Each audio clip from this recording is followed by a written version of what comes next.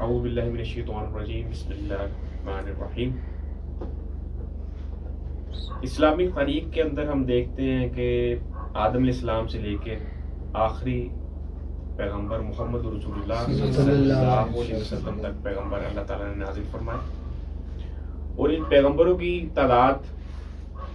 تاریخ ہمیں بتاتی ہے کہ لاکھوں میں تھی۔ تو عام طور پر ہمارے جو اسکول کی کتابیں ہیں ان میں 1,24,000 ان پیغمبروں کی تعداد بتائی جاتی ہے، لیکن کم و بیش تقریباً 1,00,000 سے زیادہ 1,00,000 سے زیادہ سچے پیغمبر اس دنیا میں آئے، اور انہوں نے ایک ہی بات کی کہ اللہ ایک ہے، اسی کی عبادت کرو، اس کے سوا کسی کی عبادت مت کرو، اور اس کا کوئی شریک نہیں۔ یعنی لاکھوں پیغمبر ایک ہی بات کریں اور پیغمبر بھی سچے ہوں تو بات جھوٹی نہیں ہو سکتی۔ ان پیغمبروں کے پیروکار بھی تھے، ان پیغمبروں کو ماننے والے بھی تھے۔ کچھ لوگوں نے ان پیغمبروں کو ناحق قتل کر دیا۔ یہودی تاریخ آپ پڑھ کر دیکھیں، بھری پڑی ہے ان چیزوں سے کہ انہوں نے پیغمبروں کو ناحق قتل کیا بغیر کسی وجہ کے، صرف اس بات پر کہ یہ ہمارے معاملات میں ٹانگ کیوں اڑاتے ہیں۔ تو پوری اگر آپ اسلامی تاریخ کا مطالعہ کریں گے تو اس میں آپ کو بہت چیزیں سیکھنے کو مل جائیں گی۔ اگر مختصراً آپ چاہتے ہیں کہ آپ مختصراً پوری تاریخ کا مطالعہ کر لیں تو ایک کتاب ہے عالم اسلام کا انسائکلوپیڈیا۔ وہ عیسیٰ علیہ السلام کی پیدائش سے 38,000 سال پہلے کے واقعات اس میں نقل کیے گئے، اور 2004 تک جتنے واقعات ہوئے وہ سب اس کتاب میں نقل ہوئے۔ یعنی عیسیٰ علیہ السلام کی پیدائش سے 38,000 سال پہلے کے واقعات، یعنی وہ واقعات ڈیٹیل سے نہیں لکھے ہوتے، وہ صرف مختصر لکھے ہوتے ہیں کہ اس سال میں کیا واقعہ رونما ہوا، اس سال میں کیا واقعہ رونما ہوا، تو وہ سارے واقعہ ڈیٹیل سے اس کتاب میں لکھے۔ وہ مختصراً آپ ایک ہی کتاب سے پوری جو تاریخ ہے انسانیت کی 2004 تک، اب تو شاید 2025 تک بھی کوئی نئی کتاب آ گئی ہو، لیکن ہمارے پاس جو یہاں پر پڑی ہے واقعات عالم کا انسائکلوپیڈیا، تو اس میں بھی آپ کو بہت کچھ یعنی مل جائے گا سیکھنے کے لیے۔ تو اس میں جو تاریخ بیان ہوئی ہے نبی الاسلام کی بعثت کی، کہ آپ پر 40 سال کے بعد اللہ تعالیٰ نے آپ کو پیغمبر مبعوث کیا، پھر آپ کے صحابہ اکرام تھے، انہوں نے پھر اس دین کو آگے پھیلایا۔ تو اصل آج جو ہمارا ٹاپک ہے کہ نبی الاسلام کے بعد جو لوگ اس لیگیسی کو لے کر آگے چلے، اس دین کو، اس قرآن کو، احادیث کو، جن لوگوں نے اس دین کی خدمت کی وہ آگے لے کر چلے، ان میں سے کچھ لوگوں کے متعلق سب کانٹیننٹ میں پروپیگنڈا کیا جا رہا ہے، انہیں برا بھلا ثابت کرنے کی کوشش کی جا رہی ہے، ان پر طعن و تشنیع کرنے کی کوشش کی جا رہی ہے۔ تو تاریخ سے اپنی مرضی کی باتیں اٹھا کر انہیں ایسا ثابت کرنے کی کوشش کی جا رہی ہے کہ گویا یہ اسلام کے ساتھ مخلص نہیں تھے۔ تو آج ہم ان میں سے ایک پرسنالٹی کا ذکر کریں گے، حضرت امیر معاویہ رضی اللہ تعالیٰ عنہ کا، اور کچھ ایسی باتیں ان کے متعلق اس گفتگو میں ذکر کریں گے جو شاید میرے لیے اور آپ کے لیے بالکل نئی باتیں۔ امیر معاویہ رضی اللہ تعالیٰ عنہ ایک فقی صحابی تھے، آپ لکھنا پڑھنا جانتے تھے، آپ علوم و فنون سے واقف تھے، ان لوگوں میں آپ کا شمار نہیں تھا جو کم پڑھے لکھے تھے یا جو صرف الٹا پڑھ چکے تھے، بلکہ آپ کے والدین نے بھرپور طریقے سے آپ کی پرورش کی۔ اور آپ کو اچھے اساتذہ سے پڑھنے کا موقع دیا، اور جب بدایع والنہایہ میں علامہ ابن کثیر نے یہ نقل کیا کہ جب امیر معاویہ رضی اللہ تعالیٰ عنہ نو عمر تھے، یعنی کم عمر تھے، تو آپ کے والد ابو سفیان نے آپ کی طرف دیکھا اور کہا کہ میرا بیٹا بڑے سر والا بڑا ہو کر ہماری قوم کا سردار بنے گا۔ تو اس پر آپ کی والدہ جو ہند تھی اس نے کہا کہ صرف اپنی قوم کا، میں اس کو روں یہ پورے عالم کا سردار نہ بنے۔ اور پھر آنے والے وقت میں ہم نے دیکھا کہ امیر معاویہ رضی اللہ تعالیٰ عنہ آدھی دنیا سے زیادہ رقبے پر آپ کی حکومت رہی، اور وہ رقبہ کم و بیش 64,62,000 مربع میل پر مشتمل تھا، جہاں آپ نے 19 سال تک حکومت کی۔ اب ہم ذکر کرتے ہیں امیر معاویہ کے ایک بھائی تھے جن کا نام تھا یزید بن ابو سفیان۔ آپ کی ایک بہن تھی جو نبی صلی اللہ علیہ وسلم کی بیوی تھی، ان کا نام تھا ام المؤمنین سیدہ ام حبیبہ رضی اللہ تعالیٰ عنہ۔ یہ آپ کی بہن تھی اور نبی اسلام کی بیوی تھی۔ حضرت امیر معاویہ رضی اللہ تعالیٰ عنہ ابو بکر صدیق کے دور، ابو بکر صدیق رضی اللہ تعالیٰ عنہ، عمر فاروق رضی اللہ تعالیٰ عنہ، عثمان غنی رضی اللہ تعالیٰ عنہ، آپ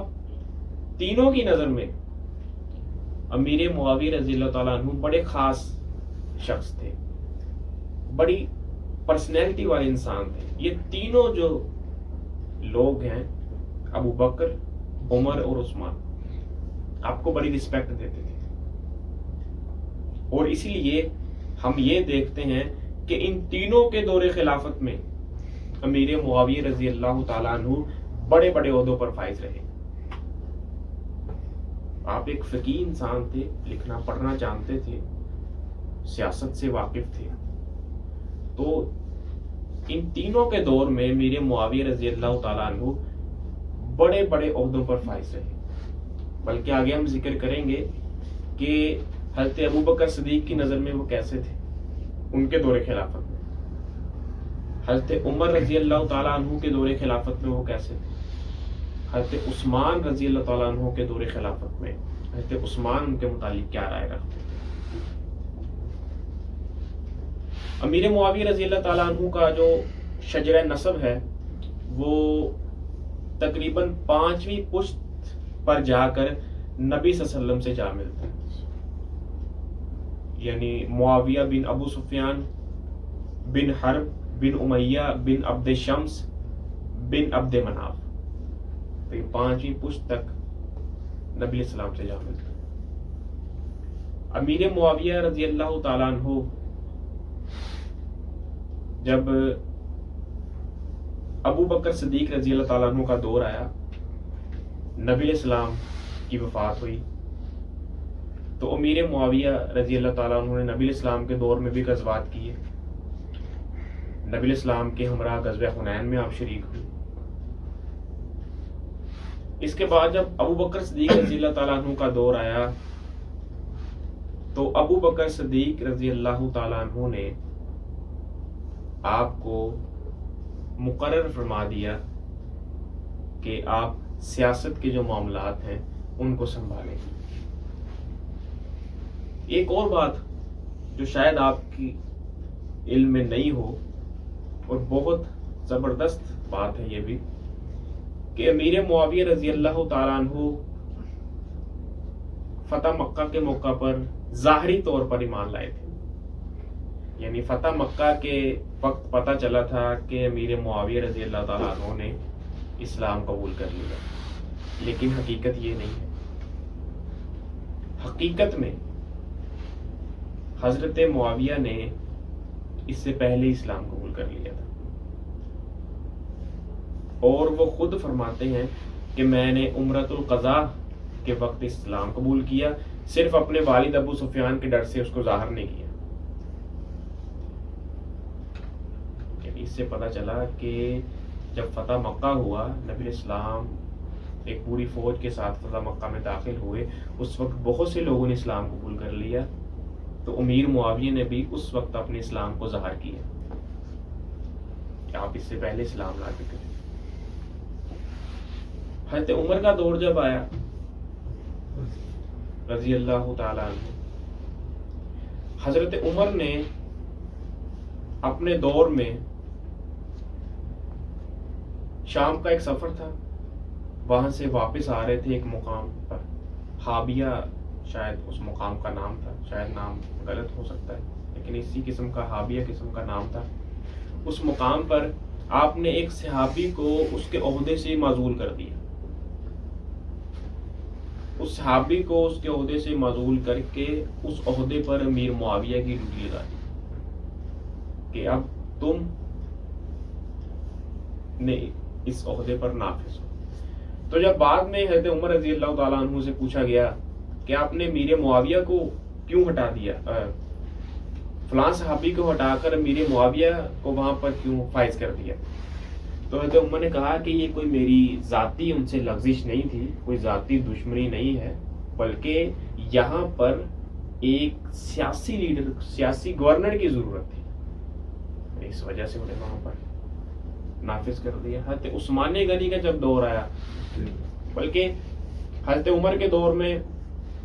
جب 18 ہجری میں امیر معاویہ کے بھائی یزید بن ابو سفیان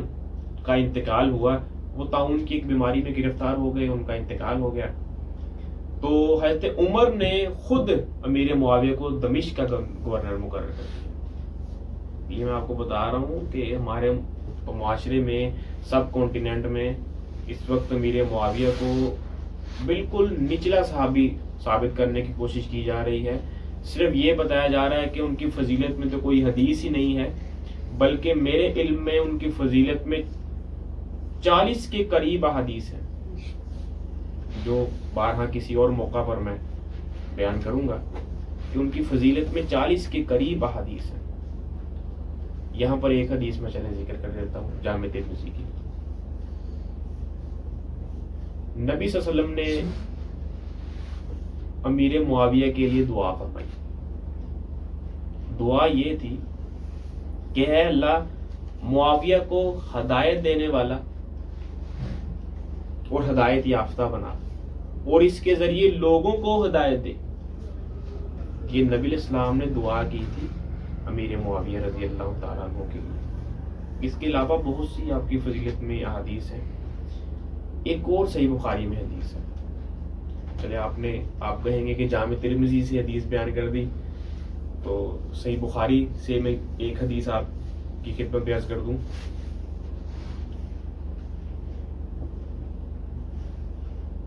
سب سے پہلا جو بحری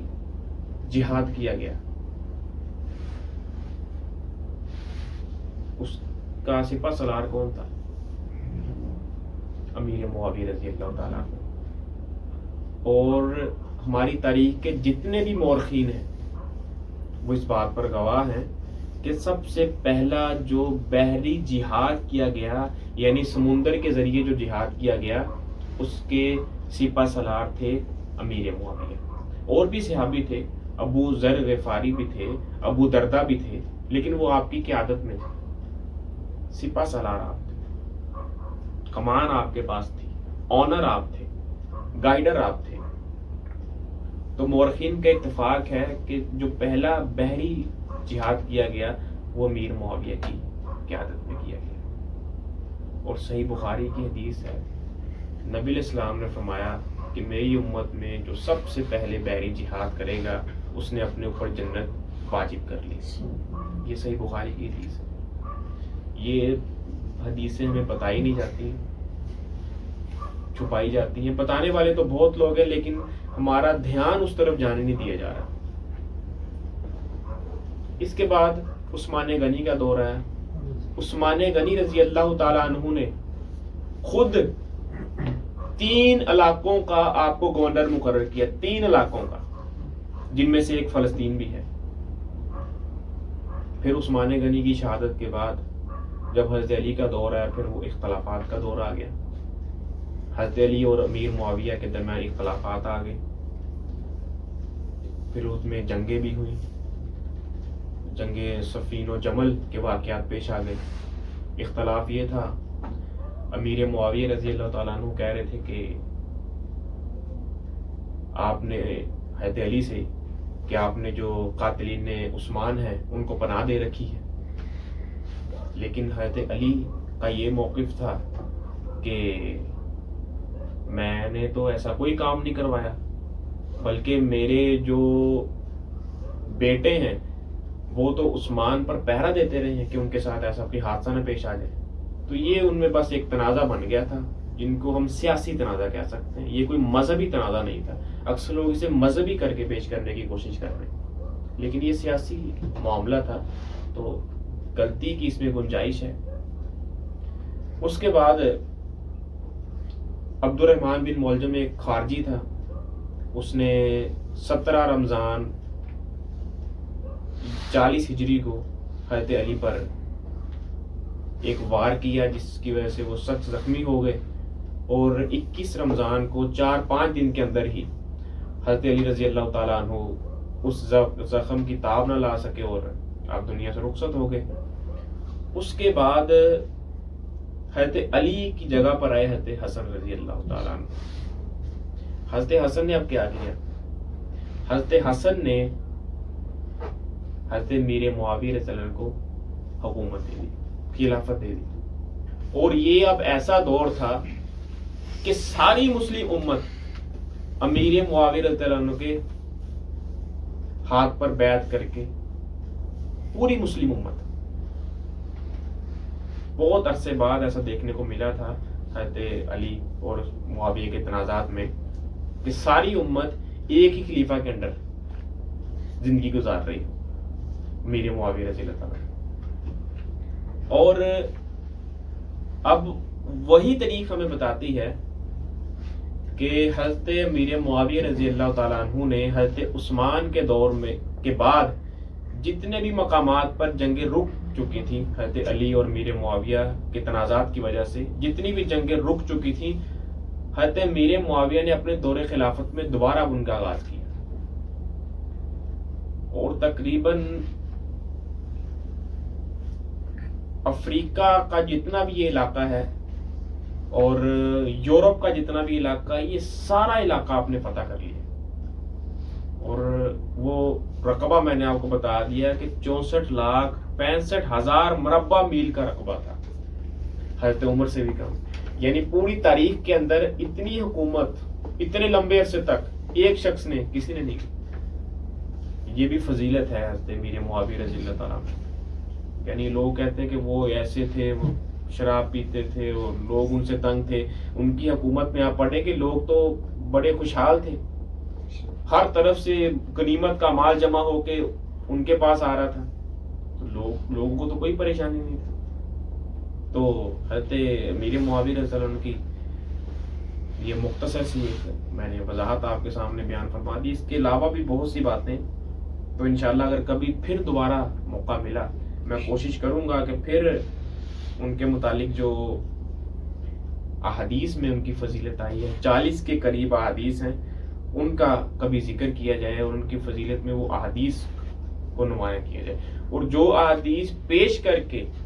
ان کے خلاف پروپیگنڈا کیا جا رہا ہے ان کا بھی انالیسس کیا جائے۔ وآخر دعوانا الحمد للہ رب العالمین وما تقبل منا انک انت السمیع العلیم۔